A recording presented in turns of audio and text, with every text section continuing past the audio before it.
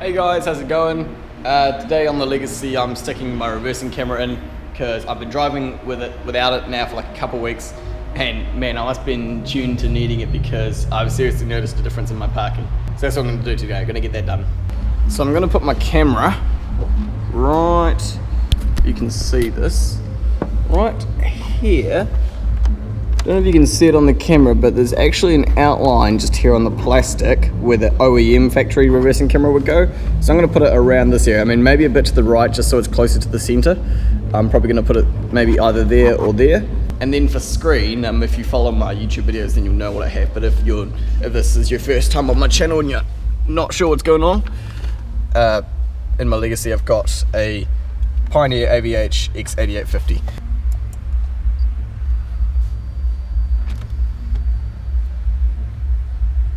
Oh, there we go, bit of coolio. So this stereo, yeah, you can have like the reversing camera come up on it obviously when you go into reverse, but also I've got it turned off at the moment because I haven't got one hooked up, but I can just click on camera view so I can see what is out the back of the car at any time. So I'm thinking with recording this video, you guys probably don't need to see all in huge detail the running of the cable and stuff, so I think I might start a time lapse and start taking as many of the panels off that I can, like take the trim around the stereo off. All of this stuff has to come off because I'm going to run the cable up the A pillar and along inside the headlining and then out into the boot. I'll take all the boot paneling off and the piece that I'm going to mount the camera on, and then I'll bring you back in when I'm trying to mount the camera, I think.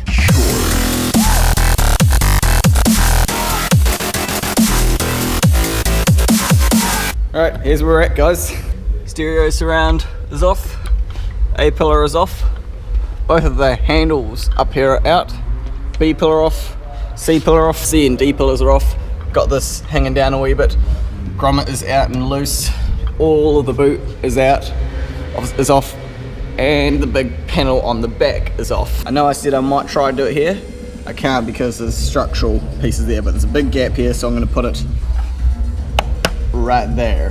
Here's my camera. I used to have a nice wee template made up for this thing to figure out, you know, on different cars where it could fit, but I can't find it. But I think I'll try and put it as left as I can with this nut just off from the edge there. So I'm going to mark where I think I'm going to drill a hole. It's probably going to be about there.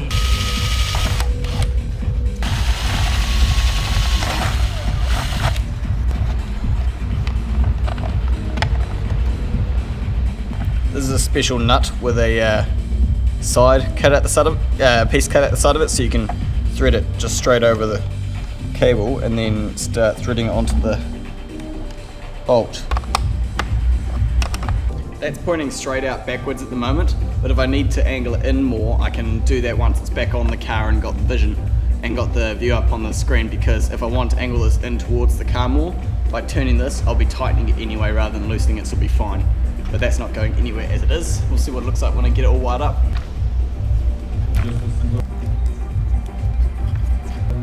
And then we just poke this end through the factory grommet here, which can be done quite easily. All you just do is get your cutters and make a little quick cut somewhere, like there.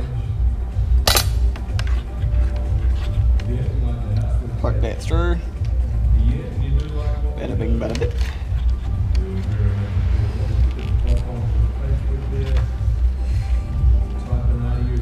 And doing this is so much better than drilling a new hole in the metal and having this cable chafe against it.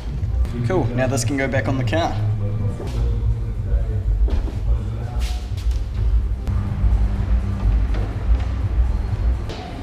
There we go. Go on, just got to put all the nuts back in.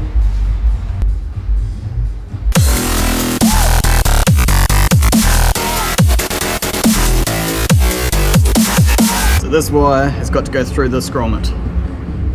It's a wee bit thin in there, lots of wires, not much room to flow, but the thing is, I got to get this RCA head all the way through there. It's not going to be particularly easy to film, but I'll try and give you some tips as I do it.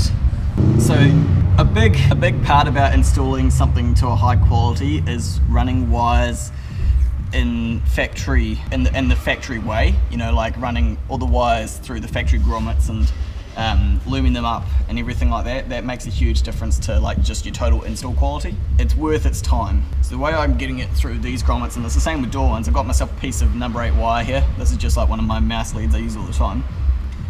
Just put it around about 2 inches parallel with the cable there.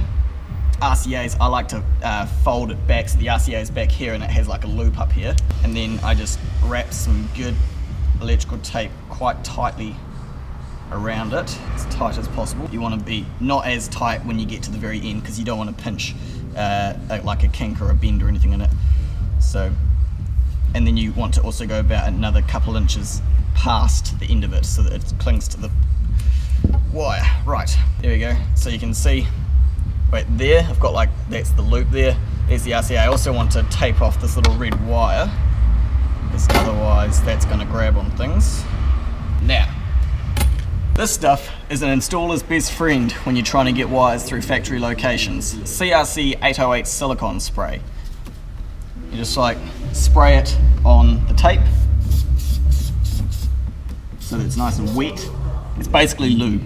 Spray some on the RCA head as well so that slips through good. And then I also like to myself spray it as much as I can like inside the grommet, so it kind of like wets all that up. Can't really get that end. And now I should be able to just sort of like threading a needle, poke this carefully through the grommet. Actually, I could put you guys on the head strap cam 1 second. Okay, here we go. So now I just sort of carefully thread and poke this thing through. There's the cable, the number 8 wire coming out the other end, and then should be able to just pull it through.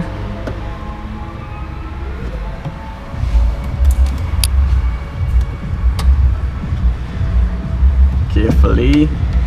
Sort of work the grommet past the RCA as you go. There we go, through. And then just pull the rest of it through without looping it around the tow bar twice.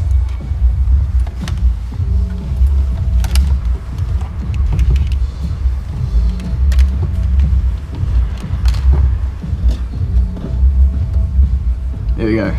And don't pull it all the way. You should be able to pull this like all the way out and the wire be like the same tension as the rest of them. And then you just pop the grommet back up in. I realised, where's the end of it? Also, pop this through and out into the car.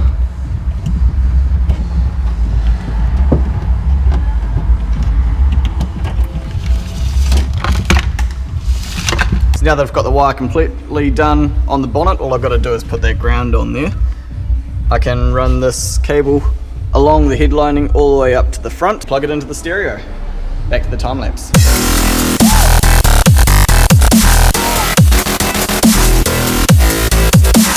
Okay, so where I'm at now, yep, got the RCA wire all ready for the camera to be plugged straight into the head unit. Power wires hooked up, got a bit of excess I need to loom up, but while I've got the stereo out, I'm actually going to do something I've been wanting to do. My accessory wire here, I'm having a problem. It's not a problem, but it's just annoying me. When I start the engine, if my stereo has already been turned on, like say I'm on accessory and then I go to start the engine, the accessory cuts out and then cuts back on when you start it, which is not that big of a deal. But my stereo is, you know, the big Pioneer one, and it takes ages to boot up. So what I want is for that to not turn off when I start the engine. So what Grant suggested I do is I take a feed from an ignition wire that doesn't cut out when the engine cranks, and then I use a couple of diodes in line so that both that ignition wire and the accessory wire feed the accessory input of the stereo with diodes in line so there can't be any back feeds. That's what I'm going to try and do now. I won't time lapse this because I don't know how long it's going to take me. I'll just cut back and let you know if it worked or not. So this is in the scenario where I've sat in the car with the accessory on for a while, and then I go to start the car.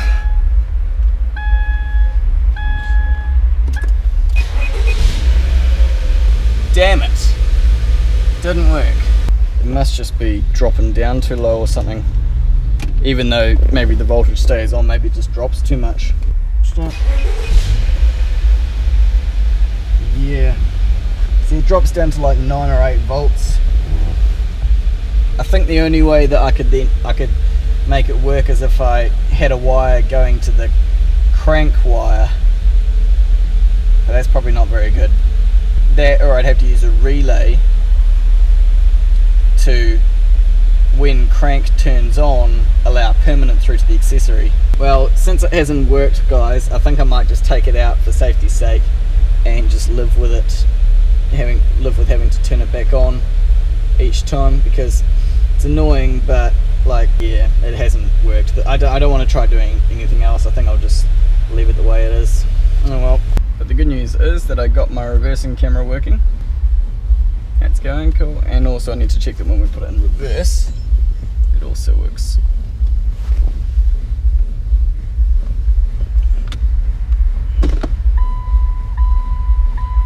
Yep, that works. Cool. Now I'm gonna put the car back together. Choice.